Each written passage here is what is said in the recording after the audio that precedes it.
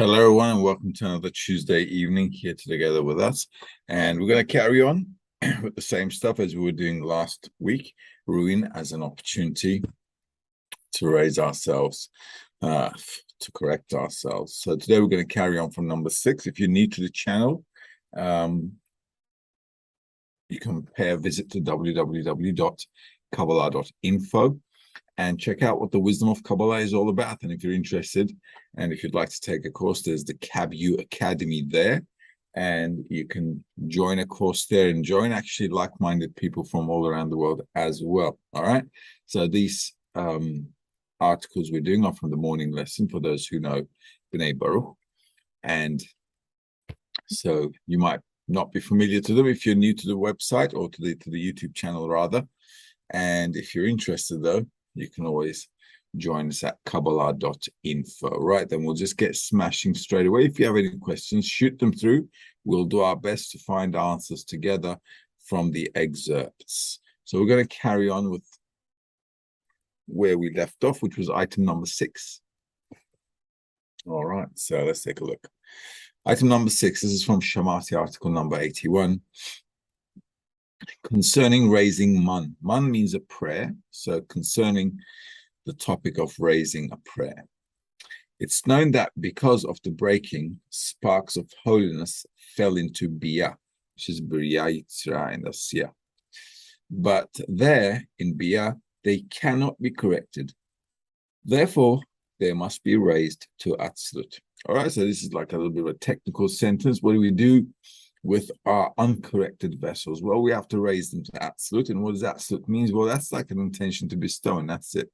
Because all we really have to do is raise our intention for the desires that we have from the level of using them for our personal benefit to using them in order to bestow to the Creator. All right, so nothing really complicated, despite the fact that it's a bit of a technical sentence. The world's B'riya Yitzra Asiyah, they relate to our desires that we need to correct.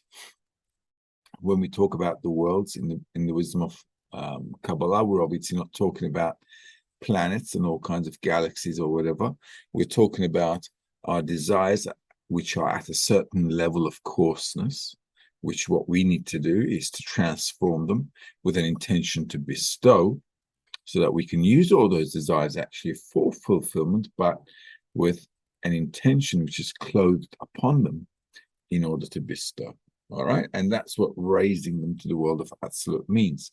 Atzlut comes from the word etzlo, right? It means his place, which is the place of the Creator.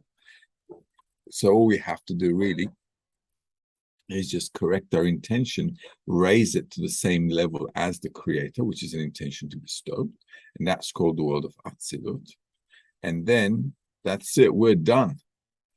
Okay, let's take a look at number 7. And if you have any questions, just stop me and we'll try to do our best. Right then, this is letter number 19. Due to the breaking of the vessels, all the otiyot were rejected to corporeal conducts and people. When one corrects oneself and reaches one's root, he must collect them by himself, one by one, and bring them back to the root, to holiness. This is the meaning of to sentence oneself and the entire world to the side of merit. Okay. Let's read that again. Due to the breaking of the vessels. Now, the breaking of the vessels is simple, right? The Creator created a desire to receive. And that desire to receive started receiving for its own benefit. And that's what a breaking is. Okay, so this is why we can't feel the Creator in our reality, because we're completely in a different form of existence. The Creator is in the form of bestowal. We're in a form of reception. So it's like we've got nothing to talk about. You know, it's like having a person where you have nothing, absolutely nothing in common with, and you're completely opposite to. So you're just like, you know, not connected at all. So this is where we are with the Creator, right? Our corporeal existence and perception in this world does not perceive the Creator simply because we're just completely opposite. So the breaking of the vessels is the Creator's setup for us where we've got like a jigsaw puzzle. I don't know, think of it like a 50,000 or an 8 billion piece jigsaw puzzle. There are 8 billion people. Think of it like an 8 billion piece jigsaw puzzle that we've got to put together. All right. And when we do, we're going to come to some perfect state. All right. So the otiot means vessels. Actually, otiot means letters, right? Ot is a letter like A, B, C, D, but otiot means letters, and it's basically the desires, the vessels, right? So the vessels went through a breaking because they entered into reception for themselves and were ejected to corporeal conducts and people. Corporeal conducts means when I'm in my desire to receive for myself. That's what a corporeal conduct is in the wisdom of Kabbalah. When we're talking about corporeality in the wisdom of Kabbalah, we're obviously not talking about bodies and stuff, okay, simply because a body is just a biological matter that's bound to end up dead. So there's nothing really to talk about the biological body. We're always talking about how we operate internally. This is why in the wisdom of Kabbalah, the only thing we have to correct is our internality and nothing to really to do with our body, all right? So when one corrects oneself and reaches one's root, it's the same thing as going back to the world of Atzilut, like we read just a second ago, okay? So correcting ourselves means when we're changing ourselves from an intention to receive for myself to the intention to bestow.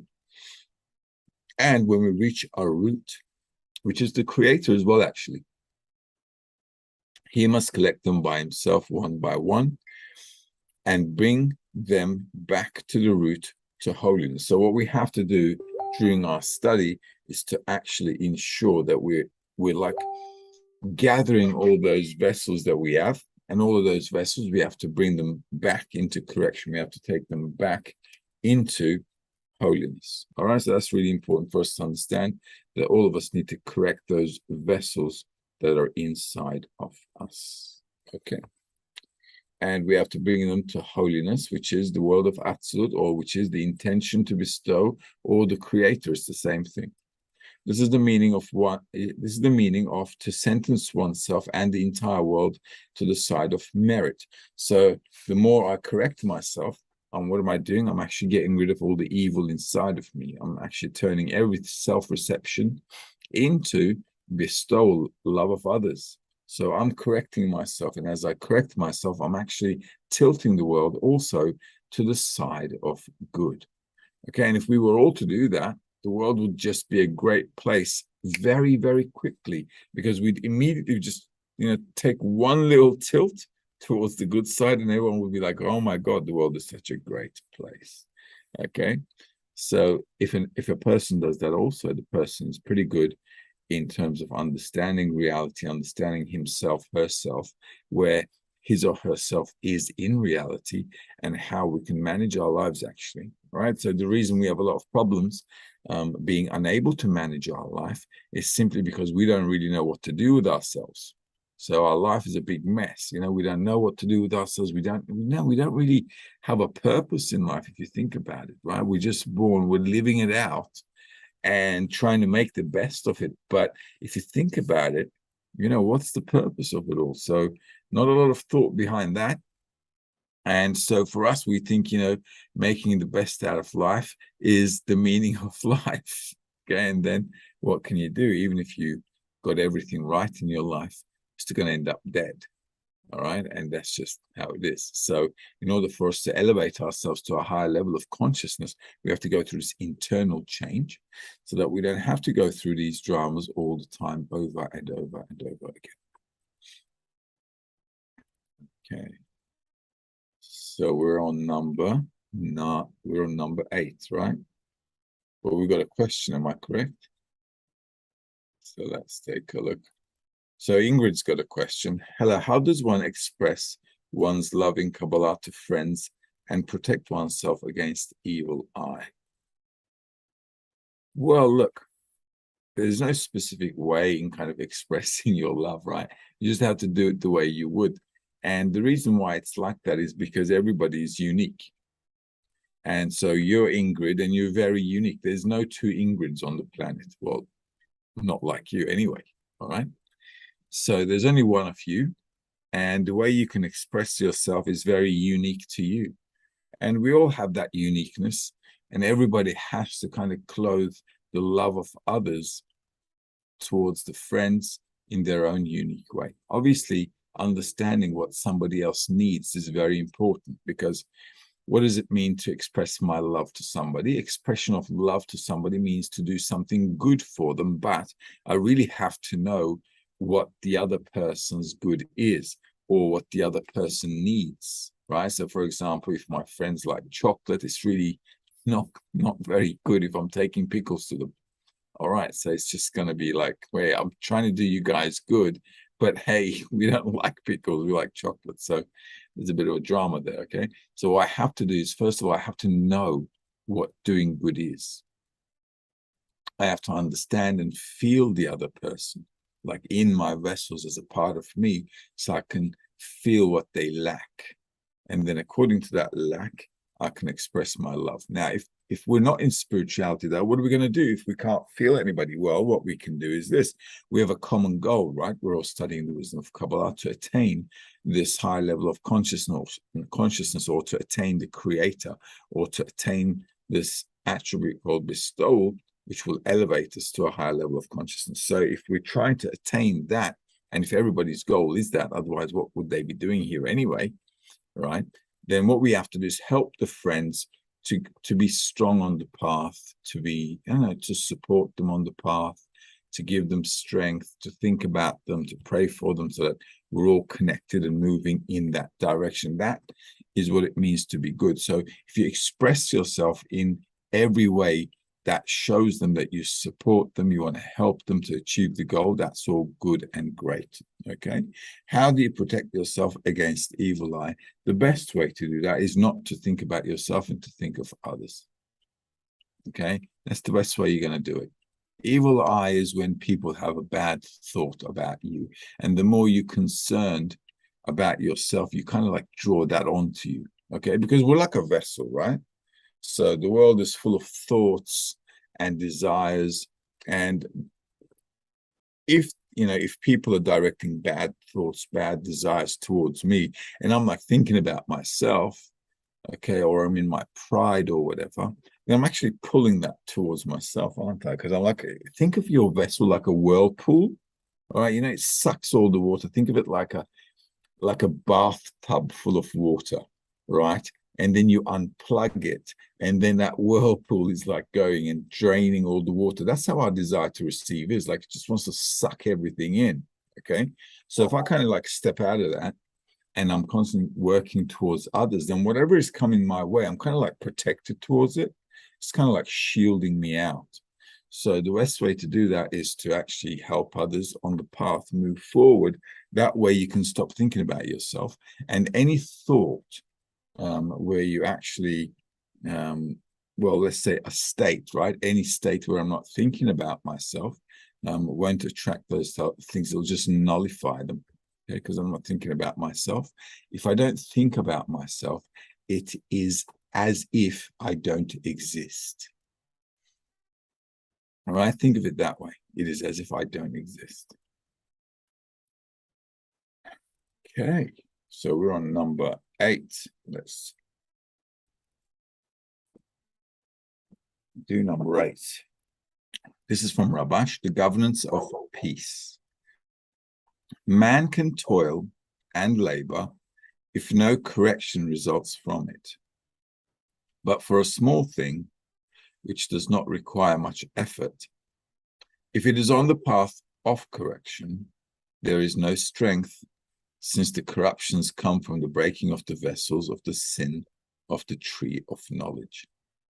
Since this is still not corrected, corruptions still reign. This reign gives power, which is not so on the path of correction. This requires a different governance called peace. Well, on the path, because we're not corrected, right? If I'm still in my egoistic desire to receive, my egoism, my nature by default is going to be against thinking about others. There's nothing really much I can do against that, because that's how we're born and created, right? But when I say there's not much I can do about that, I can't change my own nature. However, I can put myself into an environment where I can want to change my nature. Now, why would I want to change my nature if we are egoists and we're loving it, right? Well, simply because we've got a point in the heart. All right. So that is like that's the thing that's kind of like pulling us into spirituality. Okay. And if we didn't have a point in the heart, something that's yearning for the meaning of life, if we didn't have this point that was constantly bugging us about why are you living? What's the point? I mean, like, what's this life for anyway? You know? Then we wouldn't be worried about this at all. We just live like everybody else, and that's it. Try to fulfill my desires as best as I can and live out my days. However, though, because of this desire to, like this reminiscence, right, this little record of our bestowal from the Creator is embedded in us, and it's like awake. And this awakening inside of us allows us to be in this dilemma where we can, on the one hand, study the wisdom of Kabbalah in order to change ourselves from egoism to bestowal.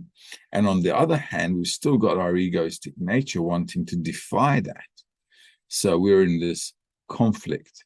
Okay. And that conflict is actually not a bad thing. It has to happen because through that conflict of the good side in me and the bad side in me, I'm going through this conflict.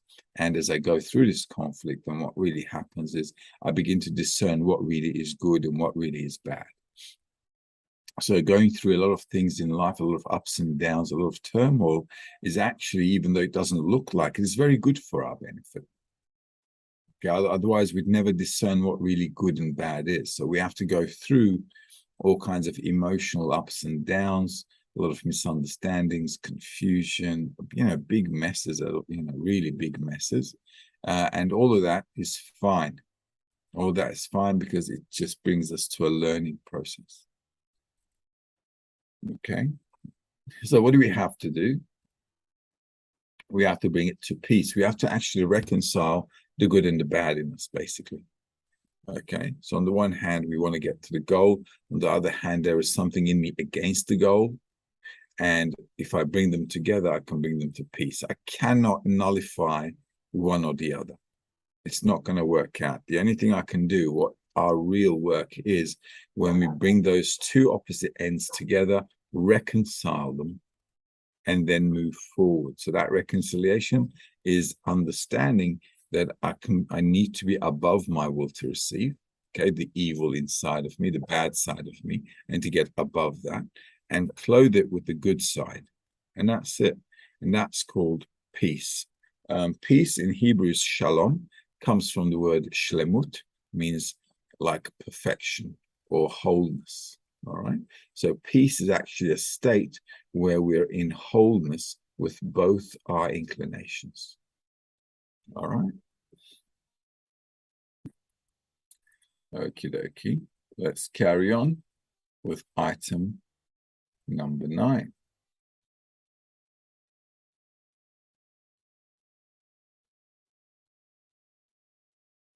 Okay. Article number 26 is from Ravash as well. What is he who defies himself is defiled from above in the work. This kli or vessel, called receiving in order to bestow, is the complete opposite of the vessel called the will to receive for oneself, which we attribute to the Creator, who created it, existence from absence. Hence, if we want to work only for the sake of the Creator and not for our own sake, it is hard work, since we must fight against the vessel that the Creator created. From this work come all the lacks we learn about, such as the departure of the lights, the breaking of the vessels, Kudusha, Tuma, Sitra Achra, Klipot. Also, all the names we see explained in the Zohar and in the books of Kabbalah extend only from the correction of creation. This is so because we attribute the kelim of the correction of creation to the creatures. As it is written in the beginning of tree of life, and as he explains in the study of the 10 Sephirot, that the first will to receive, called Malchut the Ein Sof, said that she does not want to receive in order to receive, but in order to bestow. All right, so let's go step by step, okay? This kli, or the vessel, called receiving in order to bestow, is the complete opposite of the kli called will to receive for oneself, which we attribute to the Creator who created it as existence from absence. Okay, so this is how we were created. Nothing really we can do about it. That's just how we are. We are a will to receive pleasure for ourselves. And hence we want to work only for the sake of the Creator, which means we want to bestow. Why? Because we've got a dot in the heart that wants to come to the purpose of life, which is to reach adhesion with the Creator and live in a higher state. So if we want to work only for the sake of the Creator and not for our own sake, it is hard work because we've got to go against our nature, right? So it's just constantly a bother for us. Since we must fight against the kli that the Creator created. So our whole work is actually putting up a fight against our will to receive for ourselves. Okay, so that's a bit of a drama along the way. But, you know, dramas are the spice of life, as they say, like a little bit of salt and pepper on everybody's food is what brings the taste. So from this work come all the lacks we learn about, such as the departure of the lights, the breaking of the vessels, Kedusha, which is holiness, Tuma is like the evil side, the bad side, and Sitra Achra is called the other side, and Klipot, right? Klipot are the shells. So also all the names we see explained in the Zohar and in the books of Kabbalah extend only from the correction of creation. So the whole point of what we're going through in life is to actually elevate our vessels from reception in order to bestow. And that's actually what it means to work for the Creator. You know, sometimes holy books are writing or Kabbalistic books are saying, we've got to work for the Creator. Well, the Creator doesn't really need us to work for him, does he? I mean, just like that, he can do whatever he wants. So why should we work for him, right? And in fact, if we worked for him, we'd probably make his life very miserable. We'd get everything wrong. Okay, so the Creator doesn't need us to work for him. Working for the Creator means working in order to bestow. That's the whole idea. So sometimes there's a lot of misconception because in the books, sometimes they're like really, I don't know, the way they write it is like so emotionally straining, saying we've got to be the slaves of the Creator, as if the Creator would need a slave. Come on. All right. So obviously none of that. What is really needed here is actually for the benefit of the created being, which is us, right? So elevating ourselves to the level of the Creator is actually our work. So working for the Creator is actually working to attain the level of the Creator. It's like a child, right, growing up. So he or she's constantly moving about, doing things, I don't know, then going to school, you know, kindy school, high school, college, always getting these life skills along the way, experiences in order to grow up and be independent, right? Be independent on his or her 2 feet, and that's it. So the Creator also wants us to be independent of his domain, of his control. So how are we going to do that? Well, by becoming, you know, grown-ups ourselves. So in this reality, we grow up, and in the Creator's reality, we also need to grow up so we can be independent there as well. And this is what all the books are talking about. That's what they're saying. So all the Kabbalistic books, Zohar, they're just talking about 2 things, really. Our evil inclination and the good inclination that we need to get to and how to reconcile. That's it. There's nothing really more to spirituality than that. Now, why is that difficult for us as we study more and more? And if you've been with us for some time, you're probably discovering along the way, if you're studying with a group, that, you know, it can be a little bit tough and it can have, you know, like ups and downs and so forth, as it should, because life has ups and downs. And that's how we go through it with experiences and we learn. So same thing here as well. Inside the group, we need to go through these ups and downs so that we can actually go through them and flow with them and, you know, just move forward. Okay. All right. And so what do we have to do? We've got to get our vessels corrected, as it is written in the beginning of Tree of Life. And as he explains in the study of the 10 Sefirot, that the first will to receive, called Malkut Ein Sof, said that she does not want to receive in order to receive, but in order to bestow. Okay, and that's how it is. What we have to do is get back to our roots. Okay, get back to our roots and actually discover our real self in there, our real life. Because our real life is not this corporeal body that we're living in. This is why it's transient. Okay, so if you're in your 30s, 40s, 50s over, you're probably thinking life went by just like that, and it feels like that. Why I don't even feel what happened this morning, right? Because I'm here now. Okay, so we're so disconnected from everything that's just, happening like a moment before. It's like really a wonder. Okay, so our life is going by like a dream. It doesn't even feel like we're really living anything. It's just like one flow. So what we have to do is actually snap out of this dream. And the only way to snap out of it is to enter ourselves into what's the Kabbalists are calling the world of truth. Okay, so we can just, enter spirituality, discover the real state that we should be existing in, rather than in this dream. Okay, and that's just how it is. Let's see. We're moving forward, right? No other questions at the moment. All right. So we'll move on to item number 10.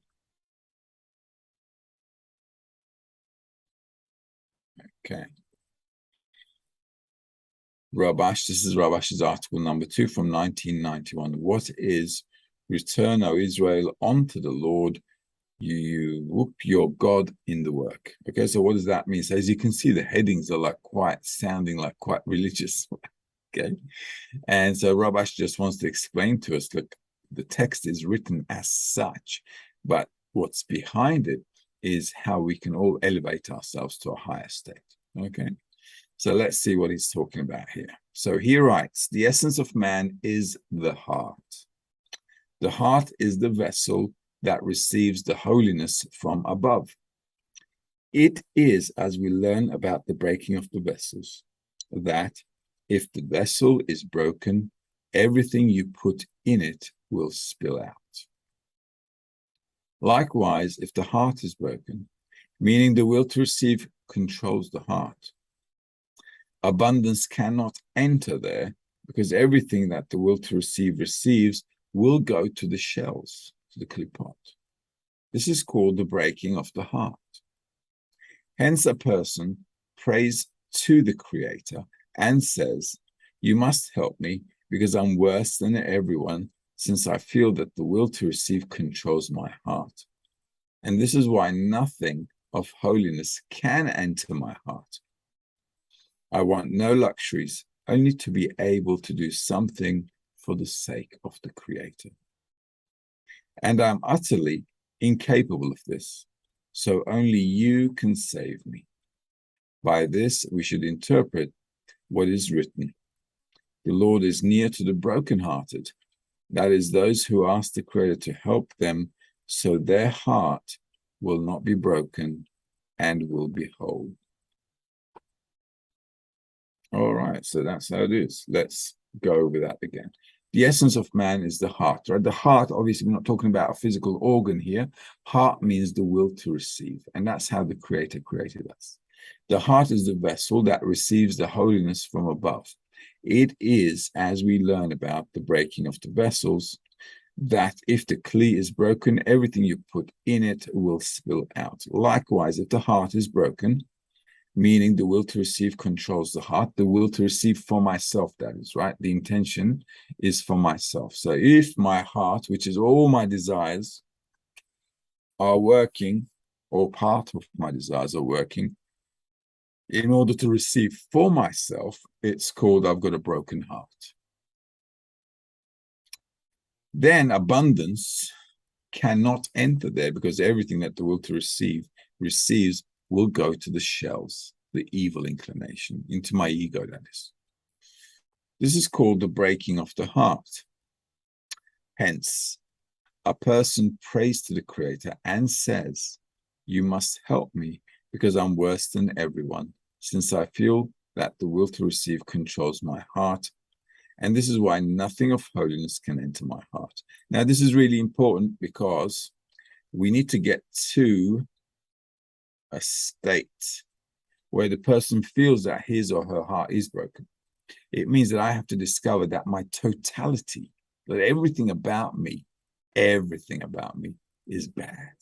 Okay? So that's what I've got to discover in order to be brokenhearted. Then I can say to myself, oh my God, there's not one bit of good in me. How could that possibly be?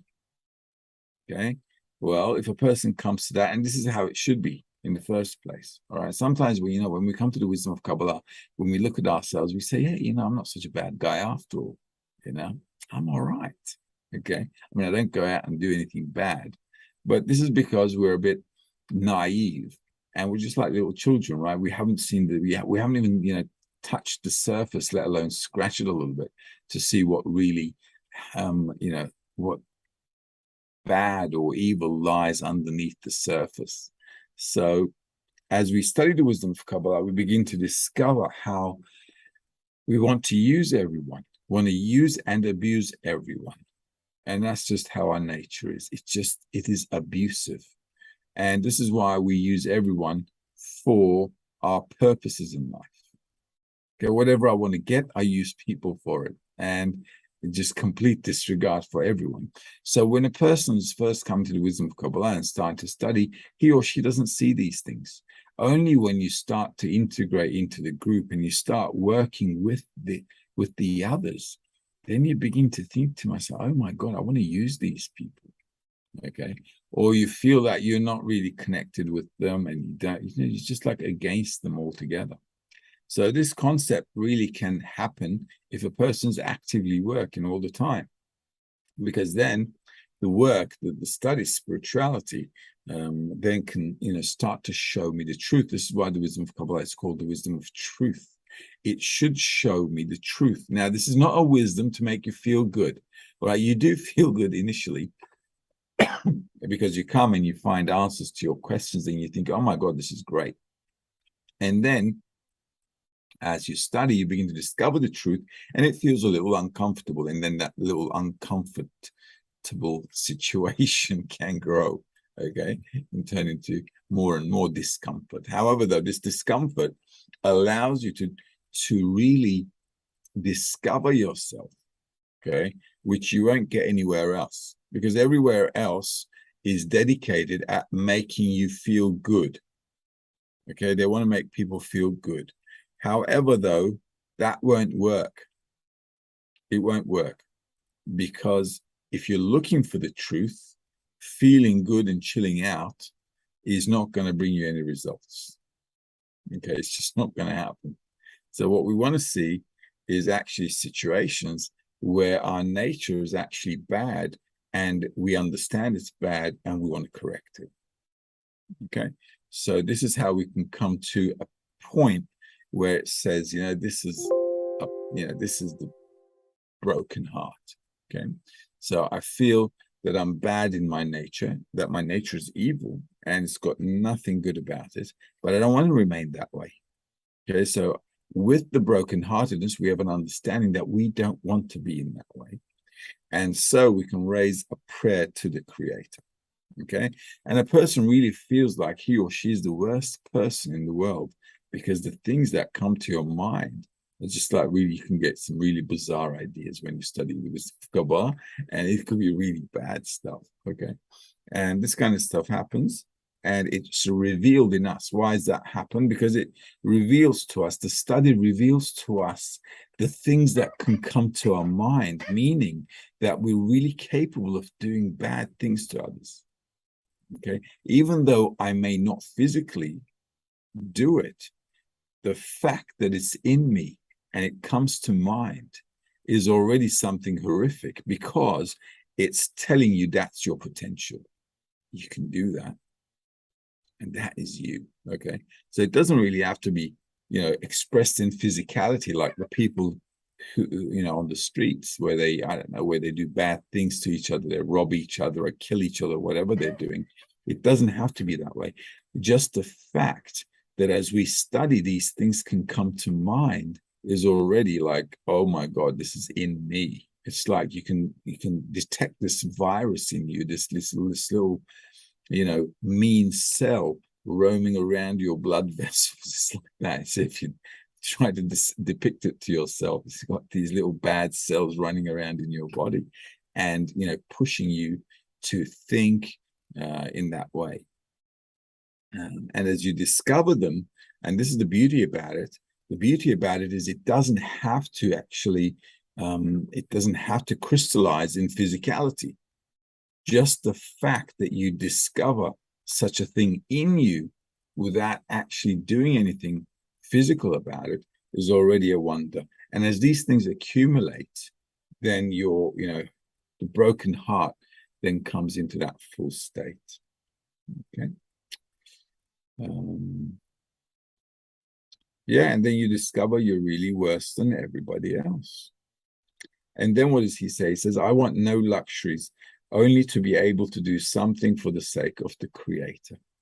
Okay, because that's the point you get to. You just, nothing else really matters for you after that, because you just want to kind of like elevate yourself. You want to get out of this state.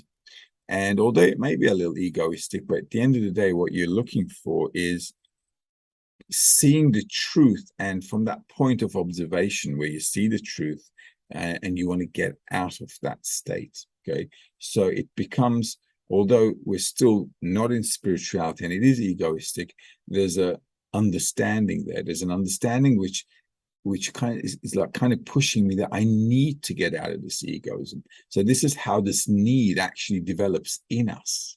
Okay, it makes you feel that you just cannot tolerate yourself anymore, and this is just not what you want to be. So coming to that state is very crucial. Takes a bit of time, right? Takes a bit of work, obviously, but we'll all get there if we study, obviously. All right. And I'm utterly incapable of this, so only you can save me is continuing with that sentence. Why? Because we're created in this way, and there's nothing I can do to change my nature. So the Creator must help me out. There is no other way. And why is that important? Well, this is important. I mean, the Creator could have also given us the ability, right, to correct ourselves. I could have said, well, the Creator could have created us in such a way that, okay, you see the bad and you can correct it. Well done, touche. All right. But then we wouldn't have any connection with the Creator, because then I see the evil and then say, okay, I'm just going to correct that. And where's the Creator in all this? Well, he's nowhere to be found. So we never get connected with the Creator. So the whole concept is actually to have this connection with the Creator. So we're actually going much further than just correcting our vessels. Okay, so just think about it for a second. We're going a little deeper now. So the whole concept is not just correcting ourselves, but reaching this point of connection with the Creator, which is above the correction as well. So the correction, the vessels, the correcting our vessels becomes some kind of an excuse, right? It becomes some kind of a game that we actually can use in order to, get really high and elevated to discover what's really behind everything, which is the Creator. All right, and what else does it say? By this we should interpret what is written, the Lord is near to the brokenhearted. That is, those who ask the Creator to help them so their heart will not be broken and will be whole. There you go, and that's how we come to a prayer. All right, so this is what it means to return back to the Creator, where we actually reconnect, build this connection between us and the Creator. How we're going to do that? We're going to do that by being completely, first of all, disconnected from the Creator, and by being in this reality, completely disconnected. But we'll have a dot in the heart, which is actually awakening us to kind of discover the meaning of life. And even without feeling the Creator, we can start that work by using the wisdom of Kabbalah. If we felt the Creator initially with our dot in the heart as well, it would have been game over in the first place, and we'd never have any freedom of choice. So the creator has to be concealed, has to be, out of our perception, so that here we can feel like that we've got some kind of choice that can push us forward, and we can get this job done on our own. Okie dokie. All right, so that's that. Let's move forward. No questions, right? So we're moving forward a little bit more. So we've got 11. Let's do 11 as well. It's a bit of a long one, but never mind.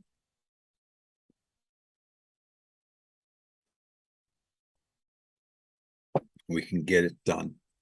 All right, so item number 11. Our sages said, dispersion is good for the wicked, and gathering is good for the righteous. This is according to what the Ari said, that in the worlds of igulim, circles, one circle does not touch another. And there the breaking happened until it was corrected in the world of yosher, straightness. The meaning of the matter and the allegory is that the mind of the igulim is that it is as one who surrounds and encircles himself and becomes separated from his maker. It seems to him that he will lead himself by his own will. And he is haughty and says, I will rule. And this was the shattering. Likewise, among the wicked, the heart of each one is haughty, saying, I will rule, which is why they are in the world of separation and cannot connect, like the circles, as we can evidently see, for they cannot sit together. To them, dispersion is good. Conversely, although each of the righteous serves his creator in a different style, they all aim at the same thing, their Father in heaven. They gather and assemble one by one as one man with one heart. And each one diminishes himself and glorifies the work for the sake of the Creator, who gives him the strength and intelligence by which to serve him. Hence, one will not be arrogant towards his friend. And they are in the world of straightness and unite with one another. All right, so let's go paragraph by paragraph here, sentence by sentence, and chew this up a little bit. Our sages said dispersion is good for the wicked and gathering is good. Wait a minute. Dispersion is good. Yeah, dispersion is good. Okay, I'm going to take that from the beginning. All right. Our sages said, dispersion is good for the wicked and gathering is good for the righteous. This is according to what the Ari said, that in the worlds of circles, one circle does not touch another, and there the breaking happened until it was corrected in the world of straightness. The meaning of the matter and the allegory is that the mind of the igulim is that it is as one who surrounds and encircles himself and becomes separated from his maker. It seems to him that he will lead himself by his own will, and he's haughty and says, I will rule, and this was the shattering. So basically, being self-centered, all right, is the point of disconnection with the Creator. So when it says disperse the wicked, right? Disperse the wicked, yeah. Egoistic people, they're better off if they're not connected. Why? Because if they connect, they do harm to each other. That's just how it is, okay? So, and the gathering of the good, the righteous, is good, because if people, the righteous are those who can bestow, all right, or who want to bestow. And if they get together, then it's good for them. Why? Because they don't have any thought about self-reception. What they want to do is just constantly do good for the other. So the benefit of the others is the main thing and the most important thing for them. So bringing them together is great, but dispersing all the wicked is also good for the wicked. Why? Because then they don't harm themselves. It's as easy as that. Very simple formula. So egoistic people, keep them apart. But unfortunately, as you can see, we're living in a society where we can't really be apart. And because we're all integrated, this is why we're causing harm to one another. because everybody has egoistic desires and everybody has to accomplish those or satisfy those desires by using everybody else in an egoistic way. So when we're all doing that, it's like, well, we're trying to, squeeze the juice out of everybody else, but we're shooting ourselves in the foot and we don't realize it. So the society needs to kind of arrange itself in such a way that everybody's like bestowing to one another. And that's the time when you can have peace and harmony between everyone. Likewise, among the wicked, the heart of each one is haughty, saying, I will rule. This is exactly why. In our egoistic nature as well, we always want to be on top of somebody else. We don't want to be below people, or we want to be just, satisfying our own desires. And the only way to satisfy your desire egoistically is by taking from somebody else, by being on top of somebody else. This is how we satisfy our ego. Why? Because our ego is actually comparing ourselves with somebody else. And if I compare myself to somebody else, and if I see myself worse off, then I feel bad. So the only way to feel good is to elevate myself above others, to see myself as above others.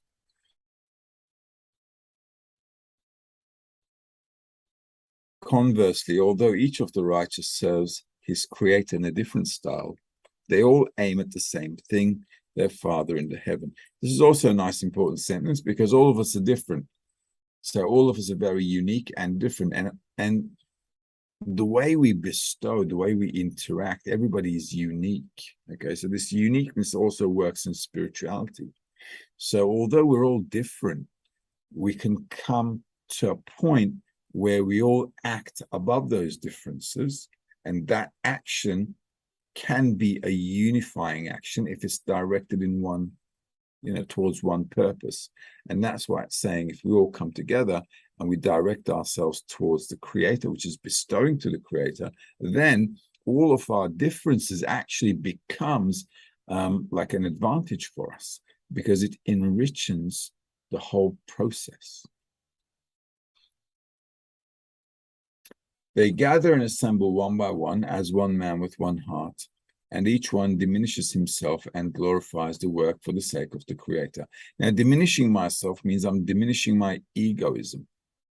All right, so I put my ego down, I diminish it, and I increase the importance of bestowal.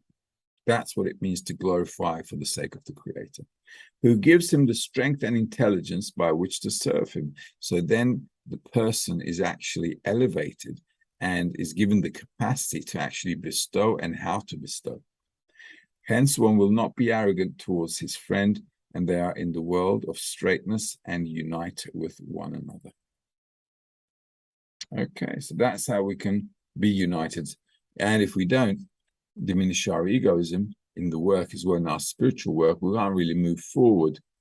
Okay, so our whole work really is finding where our egoism is kind of erupting, and then we find ways to increase the importance of bestowal. And if I increase the importance of bestowal, I actually diminish my egoism. So I'm not really working with my ego in a frontal manner. I'm not really combating it one-on-one, face-to-face. What I'm really doing is increasing the importance of spirituality, the importance of love and bestowal of others. And if I increase that, then my egoism will naturally become diminished. Okay, because if you fight against your ego one-on-one, you're definitely going to lose. Okay, you can't win that battle.